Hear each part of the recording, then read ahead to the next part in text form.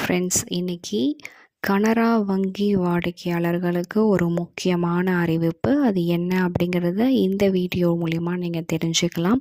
அதற்கு வீடியோவை ஸ்கிப் பண்ணாமல் பாருங்கள். நம்ம சேனலுக்கு இப்போ தான் நீங்கள் ஃபஸ்ட் டைம் வந்திருக்கீங்க அப்படின்னா கண்டிப்பாக சப்ஸ்கிரைப் பண்ணிவிட்டு ஆளுங்கிற பெல் ஐக்கானை டச் பண்ணிக்கோங்க. இதனால் நாங்கள் போடுற வீடியோஸ் எல்லாமே நீங்கள் உடனுக்குடன் தெரிந்து கொள்ளலாம். வாங்க வீடியோக்குள்ளே போகலாம். வீடியோவை ஸ்கிப் பண்ணாமல் முழுமையாக பாருங்கள். அப்போ தான் என்ன தகவல் சொல்ல வரோம் அப்படிங்கிறத நீங்கள் கிளியராக அப்டேட் பண்ணிக்கலாம். ஸோ கனரா வங்கி வாடிக்கையாளர்களுக்கு என்ன அப்டேட் அப்படின்னு பார்த்தீங்கன்னா, தனிநபர் கடன் பற்றி நிறைய டீட்டெயில்ஸ் கொடுத்துருக்காங்க. ஸோ அதற்கான தகுதிகள் என்னென்ன அப்படிங்கிறதையும் நீங்கள் தெரிஞ்சுக்கலாம். ஸோ வீடியோவை ஸ்கிப் பண்ணாமல் ஃபுல்லாக பாருங்கள். கனரா வங்கி தனிநபர் கடன் தகுதி பார்த்திங்கன்னா புதுப்பிக்கப்பட்டது அப்படிங்கிற மாதிரியான சொல்லியிருக்காங்க. அதாவது Feb 27 2025 புதுப்பிக்கப்பட்டிருக்கு அப்படிங்கிறதையும் சொல்லியிருக்காங்க. ஸோ உங்களோட கிரெடிட் ஸ்கோர் இப்போது சரிபார்க்கும். உங்களோட கிரெடிட் ஸ்கோர் எவ்வளோ இருக்குங்கிறத நீங்கள் கண்டிப்பாக சரி பார்த்துக்கணும். கனரா வங்கி பல தனிநபர் கடன் திட்டங்களை கொண்டு வந்துள்ளது. ஒவ்வொன்றும் அதன் சொந்த தகுதி அளவுகோலை கொண்டுள்ளன. கனரா ஓய்வூதியம் பொது தனிநபர் கடன் வழங்கும் திட்டம் ஓய்வூதியம் இந்த மாதிரியான திட்டத்திற்கு தகுதி பெற என்ன பண்ணணும் அப்படின்னு பார்த்தீங்கன்னா, விண்ணப்பதாரர் மாநில அல்லது மத்திய அரசின் ஊழியராகவோ அல்லது ஓய்வூதியராகவோ அல்லது மாநில அல்லது மத்திய அரசின் முன்னாள் ஊழியராகவோ ஓய்வூதியராகவோ உறுப்பினராகவோ இருக்க வேண்டும். ஓகேங்களா. கனரா பட்ஜெட் திட்டத்திற்கு தகுதி பெற விண்ணப்பதாரர் சம்பளம் வாங்கும் ஊழியராக இருக்க வேண்டும் மற்றும் தவணைகள் செலுத்திய பிறகு மாதத்திற்கு 10,000க்கும் குறைவாக சம்பாதிக்க கூடாது அல்லது இஎம்ஐ அவர்களின் வீட்டிற்கு எடுத்து செல்லும் சம்பளத்தில் அதிகபட்சமாக 25% இருக்க வேண்டும். விண்ணப்பதாரர் கனரா வங்கியில் சம்பள கணக்கு வைத்திருக்க வேண்டும் அப்படின்னு சொல்லியிருக்காங்க. சப்போஸ் இப்போ ஆசிரியர் கடனுக்கான தகுதி என்னவா இருக்குன்னு பார்த்தீங்கன்னா, விண்ணப்பதாரர் முதலில் ஒரு புகழ்பெற்ற நிறுவனத்தில் ஆசிரியராக இருக்க வேண்டும் மற்றும் தவணைகள் செலுத்திய பிறகு மாதத்திற்கு 10,000க்கும் குறைவாக சம்பாதிக்கக்கூடாது அல்லது இஎம்ஐ அவர்களின் வீட்டிற்கு எடுத்து செல்லும் சம்பளத்தில் அதிகபட்சமாக 30% இருக்க வேண்டும். கனரா ஓய்வூதியம் இந்த தனிநபர் கடன் திட்டத்திற்கு தகுதி பெற விண்ணப்பதாரர் முன்னாள் ஊழியராக கனரா வங்கி ஓய்வூதியராகவும் இருக்க வேண்டும் அப்படின்னு சொல்லியிருக்காங்க. கனரா நுகர்வோர் கடன் இந்த கடனுக்கு தகுதி பெற விண்ணப்பதாரர் தவணைகளை செலுத்திய பிறகு மாதம் 6,000 பெற வேண்டும் அல்லது கடன் தொகை அவர்கள் வீட்டிற்கு எடுத்து செல்லும் சம்பளத்தில் அதிகபட்சமாக 40% இருக்க வேண்டும். ஓகேங்களா. ஸோ இதனோட அளவுகோல் ஓய்வூதியதாரர்கள் பற்றின டீட்டெயில்ஸும் கொஞ்சம் கொடுத்துருக்காங்க. அதுவும் நம்ம என்னென்னு பார்க்கலாம். வயது பார்த்திங்கன்னா, வங்கி நிர்ணயித்த விதிமுறைகளை மற்றும் நிபந்தனைகளைப்படி வயதுகள் அவங்க கல்குலேட் பண்ணுவாங்க. வருமானம் மொத்த ஓய்வூதிய வருமானத்தில் இஎம்ஐ 40% தாண்டக்கூடாது அப்படின்னு சொல்லியிருக்காங்க.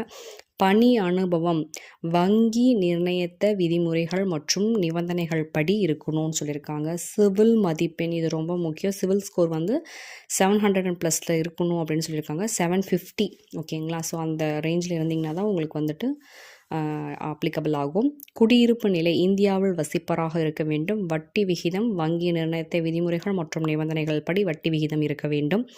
கடன் தொகை அதிகபட்சம் 5 லட்சம் அல்லது தனிநபர் ஓய்வூதியத்தின் 15 மடங்கு எது குறைவாக இருக்கிறதோ அதை செலக்ட் பண்ணிக்கலாம். கடன் காலம் பார்த்திங்கன்னா, தனிநபருக்கு 65 வயதுக்கு மேற்பட்டவராக இருந்தால் அதிகபட்சம் 60 மாதங்கள். தனிநபர் கடன் 60 வயதுக்கு குறைவாக இருந்தால் அதிகபட்சம் 72 மாதங்கள் நீங்கள் கட்டுற மாதிரி இருக்கும். ஓகேங்களா. ஸோ இந்த மாதிரி ஒவ்வொரு விஷயத்துக்குமே அவங்க அளவுகோல் எல்லாமே கொடுத்துருக்காங்க. அது மட்டும் இல்லாமல் நிறைய ரூல்ஸ் அண்ட் ரெகுலேஷன்ஸுமே கொடுத்துருக்காங்க. கனரா வங்கி தனிநபர் கடன் தகுதியை பாதிக்கும் காரணிகள் என்ன அப்படின்னு நீங்கள் தெரிஞ்சுக்கோங்க.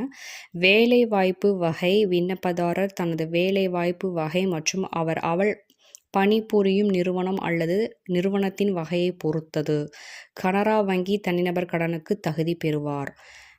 தனிநபரின் வருமானம் கனரா வங்கி தனிநபர் கடனுக்கு தகுதி பெற விண்ணப்பதாரர் தனிநபர் கடன் திட்டத்தின் குறைந்தபட்ச வருமான தேவையை பூர்த்தி செய்ய வேண்டும். இல்லையெனில் விண்ணப்பம் நிராகரிக்கப்படும். வங்கியுடனான உறவு விண்ணப்பதாரர் கனரா வங்கியுடன் சம்பள கணக்கு வைத்திருப்பதன் மூலம் உறவை கொண்டிருந்தாலோ அல்லது ஒரு பணியாளராக இருந்தாலோ கடன் அங்கீகரிக்கப்படுவதற்கான வாய்ப்புகள் அதிகம். கடன் தொகை விண்ணப்பதாரர் தான் பெற விரும்பும் கடன் தொகையை திரும்பி செலுத்தும் நிதி திறனை கொண்டிருக்க வேண்டும். விண்ணப்பதாரர் அதிக வருமானம் ஈட்டவில்லை என்றால் இந்த திட்டத்திற்கு தகுதி பெறுவதற்கு அவர் தகுதியானவர் அல்ல. குறைந்த கடன் தொகையை தேர்வு செய்ய வேண்டும். கடந்த கால கடன்களின் திரும்ப செலுத்தும் நிலை. விண்ணப்பதாரர் தனது கடந்த கால கடன் நிலுவையை தொகையை செலுத்தவில்லை என்றால் மற்றும் மோசமான கிரெடிட் ஸ்கோர் கொண்டிருந்தால் அவளுடைய தகுதி பாதிக்கப்படும். மேலும் விண்ணப்பங்கள் நிராகரிப்பதற்காக அதிக வாய்ப்புகள் இருக்கிறது. ஸோ சிவில் ஸ்கோர் ரொம்ப இம்பார்ட்டன்ட். அதற்கு தான் உங்களுக்கு வச்சுருப்பாங்க. நீங்கள் எப்படி வந்துட்டு பேமெண்ட் கொடுத்துருக்கீங்க அந்த ஹிஸ்ட்ரி எடுத்து பார்த்தாலே உங்கள் சிவில் ஸ்கோர் எப்படி இருக்குது அப்படிங்கிறது தெரிஞ்சிடும். கனரா வங்கி தனிநபர் கடன் தகுதிக்கான வாய்ப்புகளை எவ்வாறு மேம்படுத்துவது? உங்கள் கடன் நிலுவையை தொகையை செலுத்துங்கள். வேறு ஏதேனும் நிதி நிறுவனங்கள் மீது நீங்கள் கடன் வைத்திருக்கிறீர்கள் என்றால் கனரா வங்கி தனிநபர் கடனுக்கு விண்ணப்பதற்கு முன் அவை செலுத்தப்பட்டதா என உறுதிப்படுத்திக் கொள்ளுங்கள். உங்கள் கடன்களை அடைப்பது உங்கள் கடன் மதிப்பெண்களை மேம்படுத்தும். விண்ணப்பிக்கும் முன் உங்கள் தகுதியை சரிபார்க்கவும். நீங்கள் பெற விரும்பும் கடன் தொகைக்கு நீங்கள் தகுதி உள்ளவரா என்பதை சரிபார்க்க ஒரு தகுதி கால்குலேட்டரை பயன்படுத்தவும். தகுதி கால்குலேட்டர் உங்கள் வருமானம், வயது, காலம் மற்றும் நீங்கள் பெற விரும்பும் கடன் தொகை ஆகியவற்றை கருத்தில் கொள்ளும். தவணை காலத்தை புத்திசாலித்தனமாக தேர்ந்தெடுங்கள். உங்கள் வருமானம் குறைவாக இருந்தால் கனரா வங்கி தனிநபர் கடனுக்கு தகுதி பெறுவதற்காக வாய்ப்புகள் மிக மிக அதிகம். தவணை காலத்தை தேர்வு செய்யும். தேவையான அனைத்து ஆவணங்களுக்கும் உங்களுடைய இருப்பை உறுதி செய்து கொள்ளுங்கள். வருமான சான்று, சம்பளச் சீட்டுகள், அடையாளம் மற்றும் முகவரி சான்று போன்ற தேவையான அனைத்து ஆவணங்களும் சரிபார்ப்புக்காக சமர்ப்பிக்கப்படுவதை உறுதி செய்து கொள்ளுங்கள். அடிக்கடி கேட்கப்படும் கேள்வி, உங்கள் கிரெடிட் ஸ்கோர் அப்படின்னு நீங்கள் கேட்டுட்ருக்கீங்க. அதை எப்படி இலவசமாக சரிபார்க்கிறது அப்படிங்கிறதையும் நீங்கள் கேட்டிருக்கீங்க.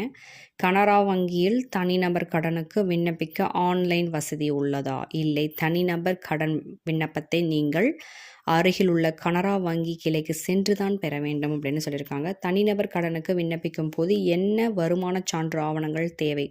சம்பளச் சீட்டுகள், வங்கி அறிக்கைகள், வருமான வரி சான்றிதழ்கள், படிவம், மொத்தம் 16 வகையான சர்டிஃபிகேட்ஸ் நீங்கள் சப்மிட் பண்ணுற மாதிரியாக இருக்கும்னு சொல்லியிருக்காங்க. கனரா வங்கியின் நுகர்வோர் கடன் மூலம் நாங்கள் வாங்கிய எதையும் 1 லட்சம் மேலே வாங்க முடியுமா அப்படிங்கிற மாதிரி கேட்டிருந்தாங்க. ஸோ அவங்க என்ன சொல்லியிருக்காங்கன்னா, வாங்கிய எதையும் வாங்க முடியுமா அப்படிங்கிறது கிடையாது. ஒவ்வொருத்தவங்களுக்கும் ஒவ்வொரு எலிஜிபிலிட்டி இருக்கும். ஸோ அதற்கு தகுந்த அமௌண்ட்டை நீங்கள் எடுத்துக்கலாம் அப்படிங்கிற மாதிரி சொல்லியிருக்காங்க. ஓகேங்களா. நெக்ஸ்ட்டு என்ன சொல்லியிருக்காங்கன்னா, அதாவது கனரா வங்கியில் பார்த்திங்கன்னா அக்கௌண்ட் வச்சுருக்கணும் கம்பல்சரி அப்படிங்கிறத அவங்க ஊர்ஜிதமாக சொல்லியிருக்காங்க. இப்போ இன்கேஸ் சேல்ரி அக்கௌண்ட் இருக்குது அப்படின்னா இன்னும் யூஸ்ஃபுல்லாக இருக்கும் அப்படிங்கிற மாதிரி சொல்லியிருக்காங்க. ஏன்னா கிரெடிட் ஸ்கோர் லெவல் பார்த்திங்கன்னா உங்களுக்கு அதில் எப்படி இருக்கும் அப்படிங்கிறத அவங்க சொல்லியிருக்காங்க. ஸோ கிரெடிட் ஸ்கோர் ஸ்கோர் 750 வரலும் இருக்கணும் அப்படிங்கிறதையும் அவங்க கிளியராக சொல்லியிருக்காங்க. சப்போஸ் 750 இல்லை, கொஞ்சம் கம்மியாக இருக்குது அப்படின்னா அதற்கு என்ன ரூல்ஸ் அண்ட் ரெகுலேஷன்ஸ் நீங்கள் ஃபாலோ பண்ணணுங்கிறதையும் சொல்லியிருக்காங்க. இது பார்த்திங்கன்னா இந்தியாவிலே மிகப்பெரிய ஒரு நெட்வொர்க் அப்படின்னே சொல்லலாம் கனரா வங்கி. ஸோ பொதுமக்களுக்கு அவ்வப்போது பல்வேறு அறிவிப்புகளையும் சலுகைகளும் கொண்டு வருகிறது அப்படிங்கிறது சொல்லியிருக்காங்க. மிக குறைந்த வட்டியில் வீட்டுக்கடன் மற்றும் வாகன கடன்கள் வழங்கி வருகிறது. அதாவது கட்டணம் தள்ளுபடி என்ற அறிவிப்பும் வெளியிட்டுள்ளது. அதாவது என்னென்னா, உங்களுக்கு அவ்வப்போது கட்டண சலுகைகள் அறிவிப்புகளும் அதை வெளியிட்டுட்டே இருக்காங்க அப்படின்னு சொல்லியிருக்காங்க. 8.40% முதல் வீடு கட்ட வழங்கிட்டுருக்காங்க, கடன் வழங்கிட்டுருக்காங்க. அதாவது 70 பைசா வட்டியில் கடன் கொடுத்துட்ருக்காங்க.